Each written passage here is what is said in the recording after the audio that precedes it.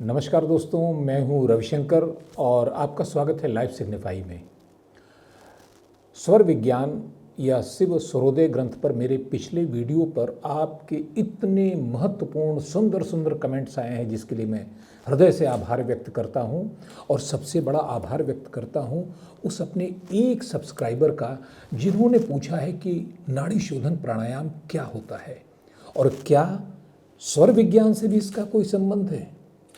इतना महत्वपूर्ण प्रश्न है ये कि इसको सबसे पहले पूछा जाना चाहिए और इसे वही पूछ सकता है जिसे स्वर विज्ञान के संबंध में जानकारी हो। स्वर विज्ञान एक ऐसा विज्ञान है जो कहता है कि इसमें तिथि, वार, नक्षत्र, दिन, मुहूर्त, चौघड़िया, किसी चीज़ की कोई परवाह नहीं करनी है, किसी चीज़ की कोई आवश्यकता नहीं है। अगर स्वर विज्ञान का आपको ज्ञान हो गया तो फिर आपको किसी चीज़ की चिंता करने की आवश्यकता नहीं, सब कुछ आपके लिए शुभ है। अब भला ऐसे शास्त्र में किसी प्रकार की जहाँ कोई आवश्यकता ही नहीं कही गई है कि आपको ये करना है, ये करना है, ये करना है, पहले अपने को तैयार करना है, कोई बात नहीं है, तो निश्चित रूप से इसमें प्राणायाम का भी कोई उल्लेख नहीं होगा। जी हाँ, बिल्कुल सही हैं आप, प्राणायाम का कोई उल्लेख नहीं है। प्राणायाम योग का एक महत्वपूर्ण अंग है, प्राण ऊर्जा को बढ़ाने के लिए बहुत आवश्यक है। लेकिन स्वर विज्ञान में इसके बारे में केवल इसलिए नहीं कहा गया कि जैसे मान लेते हैं कि हमें कोई अमृत दे दे, और अमरता की एक विद्या भी होती है, तो उसके बाद क्या हमें वो विद्या सीखने की ज़रूरत है? विद्या अपने आप में महत्वपूर्ण है कि अमरता का ज्ञान कैसे मिलेगी, जैसे नचिकेता ने यम से पूछा था। लेकिन अगर सीधे अमृत मिल गया है तो उसकी आवश्यकता नहीं है। महत्व तो है लेकिन आवश्यकता नहीं होती। ठीक उसी प्रकार अगर स्वर विज्ञान का आपको ज्ञान हो गया और आप प्रयोग करने के लिए आपने उसे तकनीकें सीख ली, तो फिर वहाँ प्राणायाम की बहुत आवश्यकता नहीं रह जाती। लेकिन एक प्राणायाम ऐसा है जिसकी सबसे ज़्यादा आवश्यकता होती है स्वर विज्ञान में, और वो है नाड़ी शोधन प्राणायाम।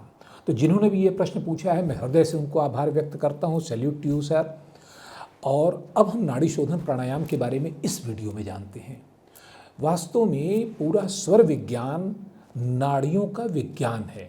हमारी 3 प्रमुख नाड़ियाँ, इड़ा, पिंगला और बीच में सुषुम्ना, इसमें चलते हुए प्राण को नियंत्रित करने और उससे मन चाहा परिणाम पाने की कला है स्वर विज्ञान। तो अब सवाल ये है कि ये 3 नाड़ियाँ तो हैं, तो इन नाड़ियों में हमें प्रवाह भी प्राणों का पूरा अच्छा चाहिए, सारे चैनल्स खुले होने चाहिए। और आप जानते ही हैं कि 72,000 नाड़ियाँ होती हैं। तो इन 72,000 नाड़ियों में जो प्राणों का संचार होता है, 5 प्रकार के प्राण होते हैं: प्राण, व्यान, उदान, अपान, समान। ये 5 तरह के प्राण हमारे इस 72,000 नाड़ियों के चैनल में चलते रहते हैं। लेकिन अगर ये ऊर्जा के चैनल, एनर्जी चैनल कहीं ब्लॉक हैं या उनमें कोई रुकावट है, तो जाहिर सी बात है कि फिर प्राणों का संचार पूरी तरह नहीं हो पाएगा। और दोस्तों, जब प्राणों का संचार पूरी तरह नहीं होता है तो उसके 2 ही परिणाम होते हैं। एक तो जहाँ प्राण रुक रहे हैं या जहाँ से आगे नहीं जा पा रहे हैं, वहाँ पर अनावश्यक ऊर्जा का दबाव बनेगा, और ये दबाव निश्चित रूप से कुछ न कुछ असुविधा, व्यतिक्रम उत्पन्न करेगा शारीरिक और मानसिक स्तर पर। और इसके आगे जहाँ प्राण चैनल में नहीं पहुँच पा रहा है, वो हिस्सा ऊर्जा विहीन हो जाएगा और वो भी कार्य नहीं कर पाएगा। इसलिए स्वर विज्ञान की साधना के लिए जरूरी ये है कि आपके प्राणों का संचार एनर्जी चैनल में बराबर से होता रहे। लेकिन इसे करेंगे कैसे? बस उसी के लिए बनाया गया है नाड़ी शोधन प्राणायाम। अब नाड़ी शोधन, जैसा कि इसका नाम है, नाड़ियों को शुद्ध करना या मल रहित करना, उनके भीतर की हर रुकावट को समाप्त करना। नाड़ी शोधन प्राणायाम को आप ऐसे ही समझ सकते हैं कि योग में ये मानसिक, शारीरिक, भावनात्मक, तर्क, बुद्धि, इन सब को संतुलित करने और इन सबको एकदम सिमेट्री में रखने की कला है। तो चलिए इस नाड़ी शोधन प्राणायाम को समझते हैं। प्राण स्वर विज्ञान के कारण आप यह जानते हैं कि मूल जो ऊर्जा का प्रवाह यूनिवर्स से मिलता है हमें, वह हमारी सांसों के द्वारा हमारे शरीर में प्रवेश करता है और यहाँ प्रवेश करने के बाद वह इड़ा नाड़ी यानी बाईं नासिका या पिंगला नाड़ी या दाईं नासिका से वो अंदर जाता है। अब जिससे जाएगा उसके गुणधर्म हम लोग अपने अगले वीडियो में पूरी तरह बताएंगे, क्योंकि हमारा जो अगला वीडियो इस सीरीज़ का आ रहा है वह है शिव स्वरोदय और स्वर विज्ञान का पूर्ण परिचय, पूरी जानकारी, उसे करने की तकनीकें और उसका आज के हमारे जीवन में क्या उपयोग है, उससे हम क्या क्या कर सकते हैं, इस पर हम एक पूरी सीरीज़ बना रहे हैं। आशा करता हूँ आप उस सीरीज को अवश्य देखेंगे, मैं रेकमेंड भी करूँगा। तो नाड़ी शोधन प्राणायाम में हम बात करते हैं इड़ा, पिंगला और सुषुम्ना की। जब प्राण प्रवेश करता है तो या तो इड़ा से आता है या पिंगला से आता है, और अगर दोनों समान चल रही हैं तो सुषुम्ना नाड़ी से प्रवेश करता है। अब इस प्राण का कार्य यह है कि हमारे पूरे शरीर में एनर्जी को वो जागृत करे, क्योंकि जब तक एनर्जी नहीं है तब तक न तो शारीरिक रूप से हम काम कर पाते हैं न मानसिक रूप से। इसे करने के लिए आवश्यक है कि दोनों नाड़ियाँ पूरी खुली हों। मैं दो की बात इसलिए कर रहा हूँ कि ज़्यादातर 90% या 99% आप कह लें इड़ा या पिंगला ही चलती है। सुषुम्ना तो बीच की वह नाड़ी है जो स्विच ओवर इड़ा से पिंगला और पिंगला से इड़ा में स्विच ओवर होते समय कुछ देर के लिए चलती है। तो इड़ा से जब सांस आती है तो शांति उत्पन्न करती है, हमारा पैरासिम्पैथेटिक नर्वस सिस्टम उससे एक्टिवेट होता है, हम आराम की स्थिति में होते हैं, हमारा जो हार्मोनल बैलेंस है वो ज़्यादा बेहतर होता है। लेकिन जब पिंगला से सांस आती है तो वो हमें एक्टिवेट करती है, वो हमारी तर्क बुद्धि को जागृत करती है, हमारी शारीरिक क्षमता को बढ़ाती है, हमारे शरीर में हार्मोन का एक अलग ढंग का बैलेंस बनाती है। तो नाड़ी शोधन में हम करते ये हैं कि इन दोनों को संतुलित करने के लिए अल्टरनेट नॉस्ट्रल ब्रीदिंग होती है। अल्टरनेट नॉस्ट्रल ब्रीदिंग का अर्थ ये है कि एक नासिका से श्वास लेना और दूसरे से छोड़ना। जैसे आप अपनी दाएं हाथ को इस प्रकार लीजिए कि आपका अंगूठा जो है वो दाहिनी नासिका पर रखा हो, इस प्रकार से, और मिडिल फिंगर या रिंग फिंगर, पहली फिंगर नहीं, मिडिल या रिंग फिंगर ये बाईं नासिका पर हो। अब ये आपकी दोनों नासिकाओं पर स्थित है। एक को दबाना। जब आपने अपनी दोनों नासिका पर इस प्रकार से उंगलियां रख ली तो एक को हमें बंद करना है। किसे बंद करना है ये भी प्रश्न आएगा। तो नाड़ी शोधन के लिए आप दोनों नासिका पर एक एक उंगली रखेंगे, एक पर अपना थंब और दूसरे पर मिडिल या रिंग फिंगर। हम श्वास लेना शुरू करते हैं उस नासिका से जिससे श्वास चल रहा है। आप जब ऐसे चेक करेंगे तो आपको पता चल जाएगा कि बाईं नासिका ज़्यादा श्वास दे रही है या दाहिने से। जो चल रही है उसे हम खुला रखेंगे, जो बंद है उसे हम अंगूठे से या मिडिल फिंगर से बंद कर देंगे। श्वास लेंगे और पूरी सांस अंदर लेने के बाद कोई जोर जबरदस्ती नहीं करनी, कोई ताकत नहीं लगाना है और जोर से नहीं लेना है, स्वाभाविक रूप से पूरी सांस लेना है उसी नॉस्ट्रिल से जो चल रहा है। उसके बाद उसे बंद कर देंगे और बंद करने के बाद उस ब्रीद को तुरंत, उसको रोकना भी नहीं है, होल्ड नहीं करना है, उस ब्रीद को तुरंत दूसरे नॉस्ट्रिल से छोड़ना है। पूरी सांस छोड़ने के बाद उसी नॉस्ट्रिल से पुनः सांस लेनी है जिससे छोड़ा है। अगर बाएं से लेकर दाहिने से छोड़ा है तो अब दाहिने नॉस्ट्रिल से सांस लेनी है और फिर बाएं से छोड़ना है, फिर बाएं नॉस्ट्रिल से सांस लेनी है, दाहिने से छोड़ना है। जब आप एक नॉस्ट्रिल से सांस लेते हैं, दूसरे से छोड़ते हैं, फिर दूसरे से लेकर पहले से छोड़ते हैं, तो ये एक सर्किल पूरा होता है नाड़ी शोधन का।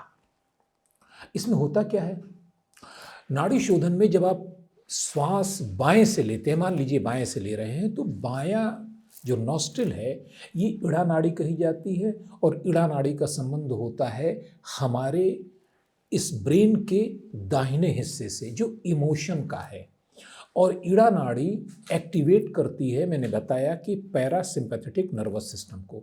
ये इस नर्वस सिस्टम का काम ये है कि हमें काम एंड कूल बनाता है, हमारे हार्मोनल बैलेंस को बेहतर करता है, हम स्ट्रेस से फ्री हो जाते हैं, तनाव घटने लगता है।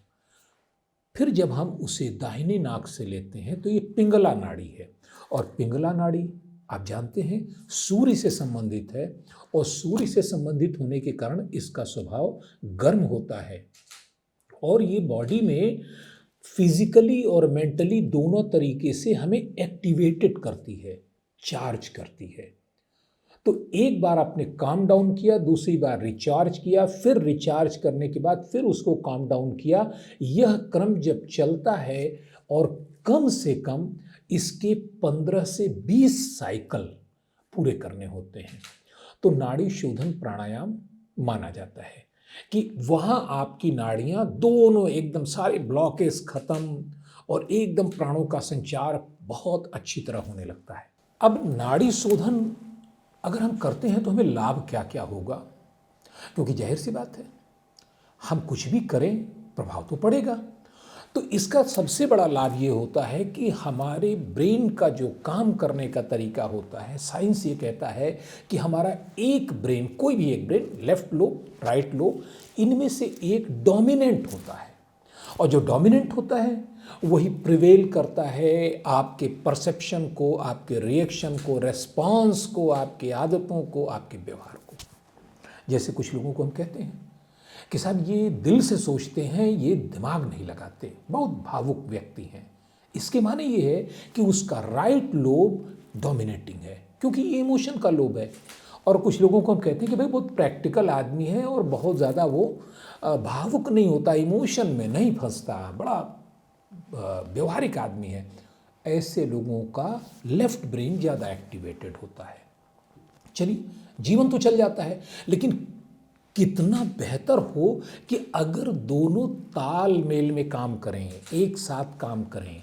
क्योंकि भावुक व्यक्ति को अगर लॉजिक बढ़ जाए और लॉजिकल व्यक्ति की थोड़ी भावना बढ़ जाए तो दोनों ही बेहतर हो जाएंगे। और नाड़ी शोधन यही करता है, आपके दोनों ब्रेन लोब को बैलेंस करता है और एक साथ काम करने के लिए ट्रेन करता है।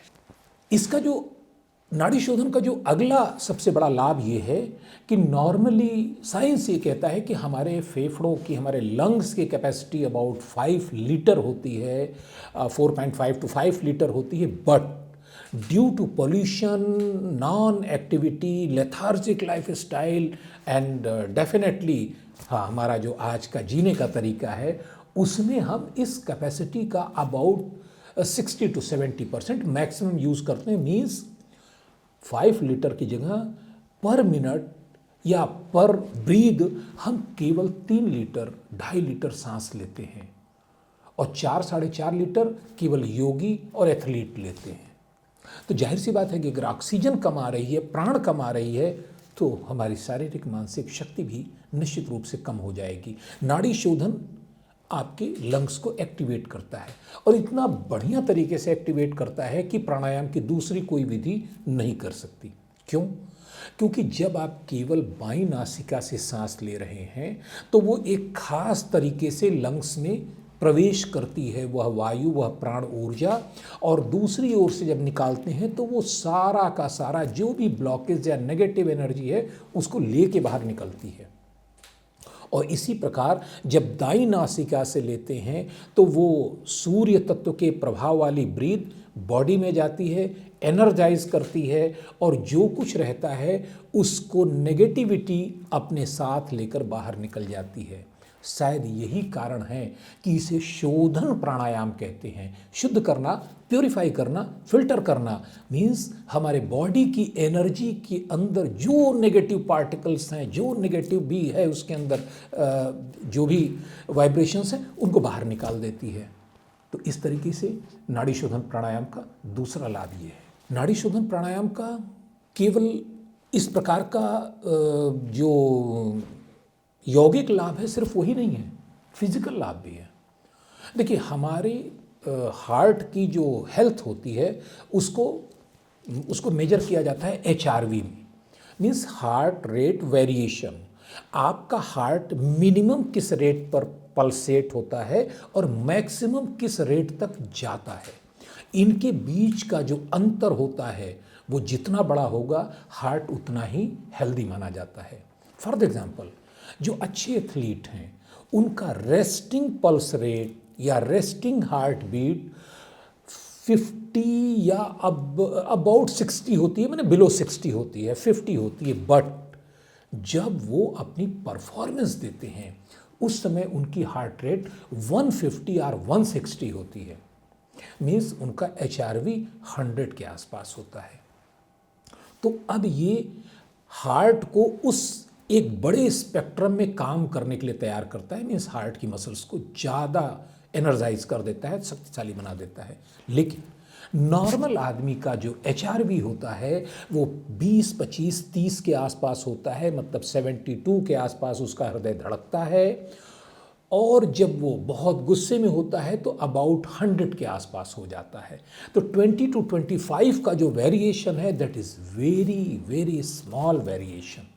तो HRV को बढ़ाता है, हार्ट को स्वस्थ करता है, क्योंकि जो कामनेस आती है ईड़ा नाड़ी से वो हार्ट के रेट को कम करती है और पिंगला नाड़ी से आने वाले सूर्य तत्व का प्रभाव उसे फिर ऊपर की ओर ले जाता है। तो ये HRV को बैलेंस करने का काम करती है नाड़ी शोधन प्राणायाम से। और नाड़ी शोधन प्राणायाम का जो सबसे बड़ा लाभ मैं समझता हूँ, हमारी बॉडी को इस तरीके से हार्मोनल लेवल पर बैलेंस करती है जो और कोई नहीं कर पाता। बाकी के सारे जो प्राणायाम के तरीके हैं वो या तो सारे हार्मोन को डाउन करते हैं या उन्हें अपग्रेड करते हैं। नाड़ी शोधन में एक बड़ी अद्भुत बात है कि इसका जो साइकिल बनता है ब्रीथ का, एक क्लॉकवाइज एक एंटी क्लॉकवाइज, ये जो ब्रीथ का साइकिल बनता है, इस साइकिल का एक बहुत अच्छा प्रभाव देखा गया है कि हमारे कार्टिसोल लेवल को बहुत तेज़ी से डाउन कर देता है। अब देखिए कार्टिसोल वो एक ऐसा अकेला हार्मोन है जो बनाया तो था यूनिवर्स ने, नेचर ने हमारी सुरक्षा के लिए, लेकिन आज वो हमारी सबसे बड़ी समस्या है। हम दिन भर तनाव में रहते हैं, हमेशा अपने को टेंस महसूस करते हैं, मसल पेन होता है कंधों में, गर्दन में, शाम को काम से लौटने के बाद हम एकदम एग्जॉस्टेड फील करते हैं। Only cortisol is specially responsible for all. क्यों? क्योंकि कार्टिसोल एड्रेनलिन के बाद पैदा होता है। एड्रेनलिन का काम यह है कि आपको इमीडिएट वो उठा के खड़ा कर दे किसी नई सिचुएशन के लिए, फेस करने के लिए, बट उसको सस्टेनेबल टाइम तक आपको एक्टिवेटेड रखने का काम करता है कार्टिसोल। तो कार्टिसोल एक्टिवेटेड तो रखता है बट उसकी कीमत बहुत लेता है। कीमत वो ये लेता है कि आपके पूरे शरीर के जितने मसल्स हैं उनका पूरा कोऑर्डिनेशन वो अपने हिसाब से बदल देता है, हमेशा तनाव में रखता है, और उस तनाव का परिणाम ये होता है कि धीरे धीरे शरीर और शरीर के बाद मन दोनों थकने लगते हैं। तो कार्टिसोल को नियंत्रण में रखना ये आज के जीवन के लिए सबसे ज़रूरी चीज़ है, और उसे अद्भुत तरीके से नाड़ी शोधन प्राणायाम पूरा करता है। ये जो साइकिल बनता है इसका ब्रीथ का, वो कार्टिसोल को एकदम डाउन कर देता है और बड़े लंबे समय तक डाउन रखता है। लिहाजा परिणाम ये होता है कि आप अपने को तनाव मुक्त, दबाव से फ्री, चिंता से फ्री और बड़ा काम महसूस करते हैं। जाहिर सी बात है कि जब आप अपने को स्वस्थ महसूस करेंगे तो आपकी परफॉर्मेंस बेहतर हो जाती है। तो नाड़ी शोधन प्राणायाम हमारे व्यवहारिक जीवन के लिए भी सबसे अच्छा प्राणायाम का तरीका है। अब चूंकि नाड़ी शोधन प्राणायाम ने कार्टिसोल के लेवल को कम कर दिया है, तो कार्टिसोल का लेवल कम होने का मतलब है कि चिंता, भय, क्रोध, निराशा, इन 4 चीज़ों से आप धीरे धीरे मुक्त होने लगते हैं।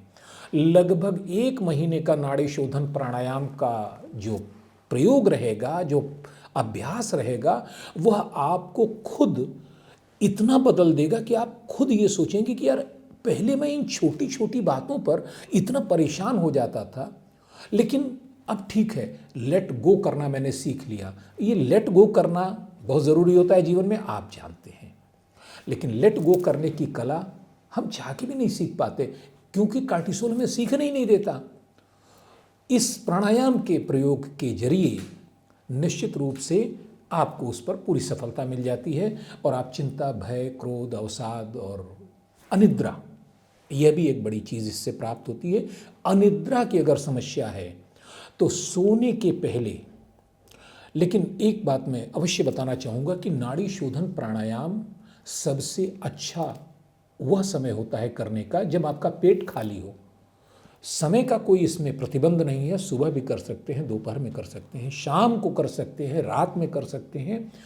केवल शर्त ये है कि या तो आपने 3-3.5 घंटे पहले भोजन किया हो, या भोजन करने के बाद कम से कम 4-5 घंटे आपके बीच चुके। कुल कहने का तात्पर्य वही है कि पेट खाली हो।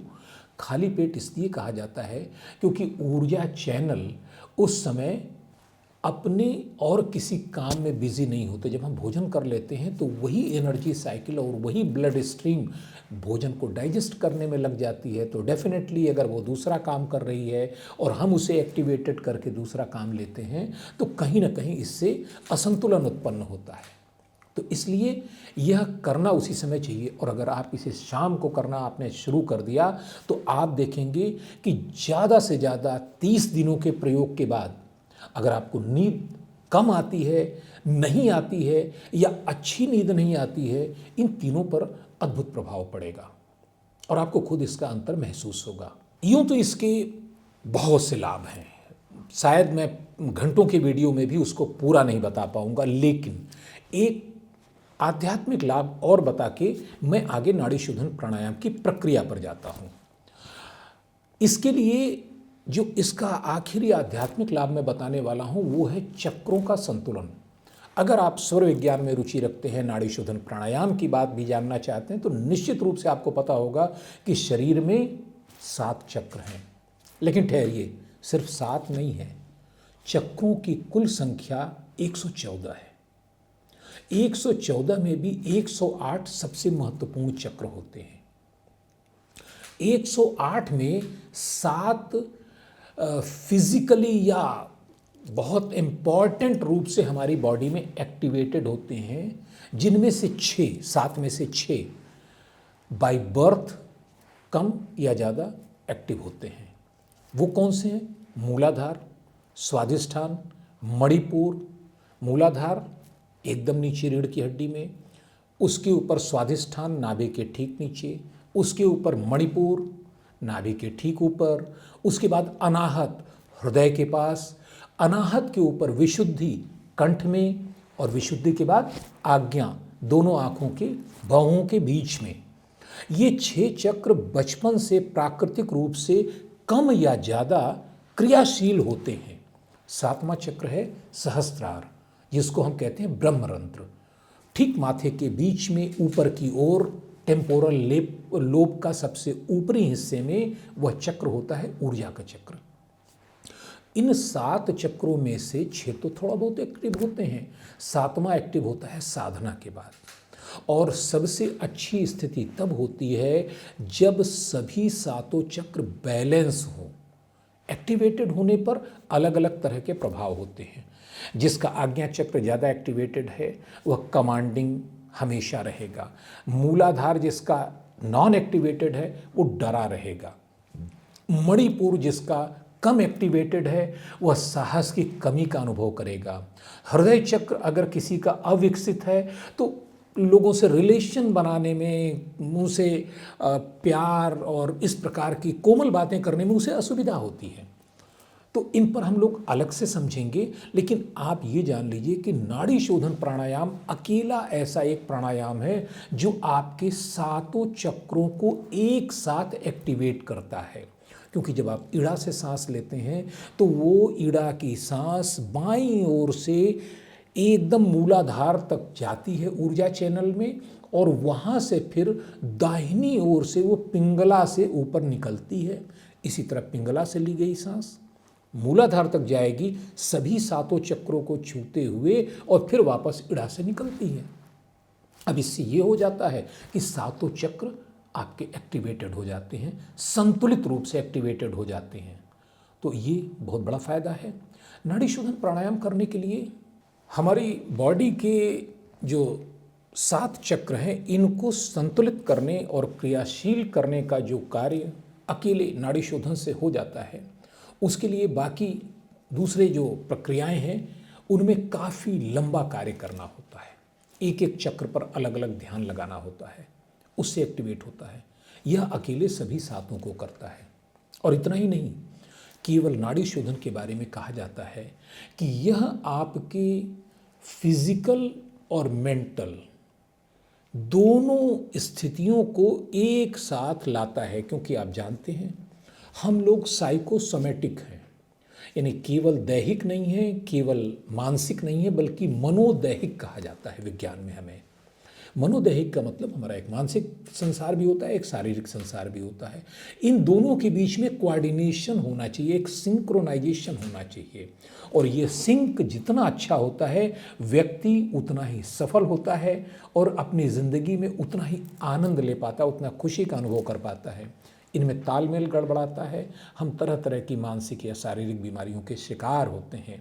और इस तालमेल को बनाने के लिए नाड़ी शोधन प्राणायाम सर्वोत्तम है। तो नाड़ी शोधन प्राणायाम के इतने सारे लाभ हैं, तो फिर देर किस बात की, नाड़ी शोधन प्राणायाम करते हैं। चलिए, नाड़ी शोधन प्राणायाम करने के लिए आराम की मुद्रा में ढीले कपड़े पहने। कुछ प्राथमिकताएं होती हैं, कपड़े ढीले होने चाहिए। और उसके बाद आप जहाँ बैठें वह स्थान शोर शराबा और बहुत ज़्यादा लाइट न हो। संभव हो तो खुली जगह पर बैठें। केवल 15 मिनट का ध्यान है तो 15 मिनट में कोई ऐसी बात नहीं है। बैठने के लिए सबसे उचित मुद्रा होती है सुखासन या पद्मासन। अब पद्मासन जो नहीं लगा पाते, सुखासन पे बैठ जाएं। लेकिन इस नाड़ी शोधन प्राणायाम का सर्वोत्तम लाभ लेने के लिए आवश्यक है कि हम जमीन पर बैठें। पृथ्वी का अपना जो रेजोनेंस है 7.83 हर्ट्ज का, दैट इज शूमैन रेजोनेंस, वह रेजोनेंस पूरे यूनिवर्स का रेजोनेंस है, हमारी बॉडी का भी रेजोनेंस है। तो वो रेजोनेंस भी इसमें मदद करता है हमको पूरा का पूरा रिदमिक कोऑर्डिनेशन में लाने के लिए। बैठ जाएं। बैठने के बाद बॉडी को रिलैक्स कर दें, किसी प्रकार का कोई तनाव नहीं होना चाहिए। रीढ़ की हड्डी को पूरी तरह सीधी रखें। Spinal cord must be in straight position vertically.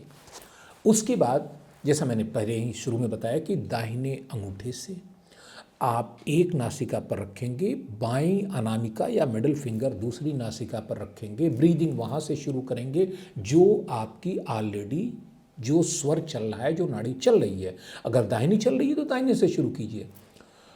आप इस साइकिल को पूरा करेंगे जो मैंने पहले ही बताया है। एक से लेना, दूसरे से छोड़ना, दूसरे से लेना, पहले से छोड़ना, एक साइकिल पूरी। इस साइकिल को मैंने कहा कि कम से कम 15 से 20 बार कीजिए और बहुत अच्छा उपयोग इसका करना है, तुरंत लाभ लेना है तो लगभग 10 मिनट तक इसको लगातार करना चाहिए।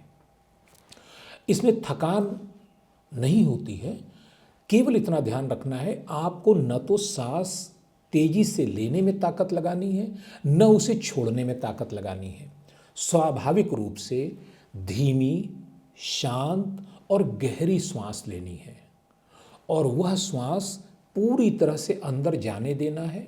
वहाँ आपको होल्ड नहीं करना है, उसको फिर वैसे ही वापस निकाल देना है, क्योंकि ये कोहेरेंट ब्रीदिंग होती है। कोहेरेंट ब्रीदिंग विदाउट पॉज, बीच में कोई पॉज नहीं होता कि हमने ले लिया फिर होल्ड किया। तो ये प्रक्रिया बड़ी आसान सी प्रक्रिया है और इस 10 मिनट के समय को अगर आपने जीवन में शामिल कर लिया, विश्वास मानिए, मैं आपको पूरी तरह से यह वादा करता हूँ कि आप अपने अंदर अपनी मानसिक शारीरिक स्थिति में बहुत परिवर्तन देखेंगे, सकारात्मक परिवर्तन देखेंगे। और सबसे बड़ी चीज़ ये है कि इससे आपकी बहुत सी पुरानी बीमारियां, उनमें भी आपको इसका प्रभाव देखने को मिलेगा। तो दोस्तों, ये नाड़ी शोधन प्राणायाम स्वर विज्ञान के लिए जरूरी क्यों है? क्योंकि स्वर विज्ञान है नाड़ी का विज्ञान और नाड़ी के इस विज्ञान को जानने के बाद हमें करना होता है नाड़ियों पर नियंत्रण। कब हमारा बायां स्वर चले, कब हमारा दायां स्वर चले, या इस बात को अगर हम स्वयं कंट्रोल करने लगें, नियंत्रित करने लगें, तो समझिए कि स्वर विज्ञान फिर पूरी तरीके से हमने सीख लिया। और ऐसा कर कब पाएंगे? जबकि हमें अपनी दाईं नाड़ी बाईं नाड़ी को चलाने की आदत हो। अगर हमने नाड़ी शोधन प्राणायाम के जरिए यह अभ्यास कर रखा है कि बाईं नाड़ी चलने पर अंदर क्या फील होता है, दाहिनी नाड़ी चलने पर अंदर क्या फील होता है, दोनों को अल्टरनेट नॉस्ट्रल ब्रीदिंग के द्वारा हमने अभ्यास के द्वारा उसको बना रखा है, तो यह सीखना बड़ा आसान हो जाता है स्वर विज्ञान में कि अपने स्वरों का नियंत्रण कैसे करें। क्योंकि स्वर विज्ञान पर जो हमारा अगली सीरीज आ रही है वह पूरी विस्तृत है। एक एक छोटी से छोटी बात प्रयोग के द्वारा, अपने अनुभव के द्वारा मैंने उसमें बताने का प्रयास किया है। और सबसे बड़ी चीज़ ये है, आज के जीवन में उसके उपयोग को, ठीक है ऑकल्ट साइंस है, पुराना ज्ञान है, जानने की उत्सुकता रहती है, लेकिन भाई उसका उपयोग भी तो होना चाहिए। तो उसका जो उपयोग हो सकता है आज के जीवन में, आज की हमारी प्रॉब्लम को सॉल्व करने में, उस उपयोग के साथ उसमें बताया गया है। मिलते हैं अपने उस वीडियो में, तब तक के लिए आपको बहुत बहुत धन्यवाद। अपना ख्याल रखिएगा। और हाँ, जैसे ये वीडियो किसी हमारे एक सब्सक्राइबर के कमेंट के कारण आपको हम दे पा रहे हैं, तो मैं ये आपसे आग्रह करूंगा कि आप अपने कमेंट अवश्य कीजिएगा। आप किस विषय पर जानना चाहते हैं, क्या जानना चाहते हैं, ताकि हम आपको ज़्यादा से ज़्यादा ऐसी चीज़ें दे पाएँ जो आपके जीवन में आनंद, सुख, शांति, स्वास्थ्य, सौभाग्य सबकी वृद्धि कर पाएँ। तो अब तक के लिए धन्यवाद। जय हिंद, जय भारत।